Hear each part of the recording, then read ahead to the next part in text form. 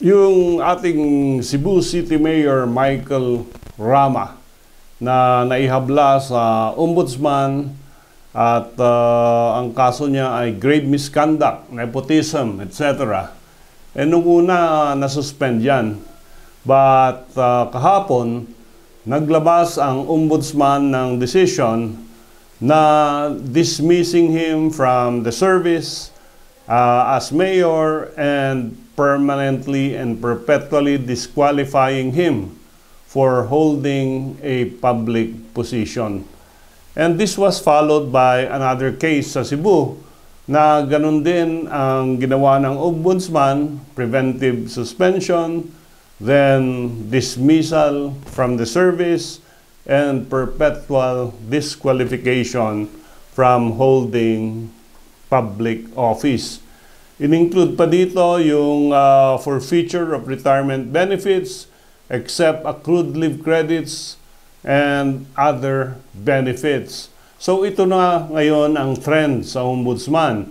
Pag ikaw ay public official at nakasuhan ka before the ombudsman for grave misconduct, ang natural trend following these two decisions ng ombudsman ay ikaw ay madidismiss or masususpend muna, and then you will be dismissed from the office and permanently disqualified from holding public office.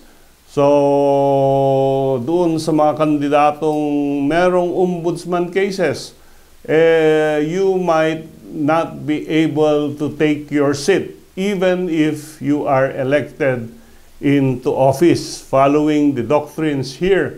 Doon kay Rama, napag-usapan natin ang nepotism nung isang segment natin, at ito lang naman ang dahilan na siya ay nasuspend at siya ay na-dismiss.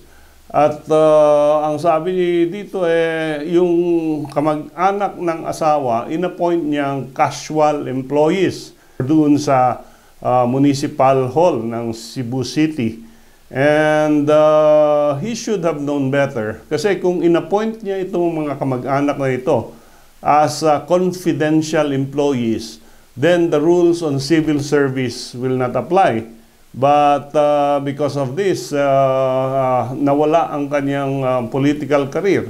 At he is now permanently disbarred from holding public office. Even if, as of late, nag-file din siya ng certificate of candidacy, because ang sabi niya, he will appeal the decision of the ombudsman and probably go all the way to the Supreme Court. Kaya lang, yun nga yung lesson dyan sa mga constituents niya sa Cebu at sa mga constituents ng ibang public officials facing charges sa ombudsman, sayang ang boto nyo. Kaya pag-ingatan nyo yung boto, kung hindi man lang siya makakaupo sa posisyon niya, huwag niyo na silang iboto.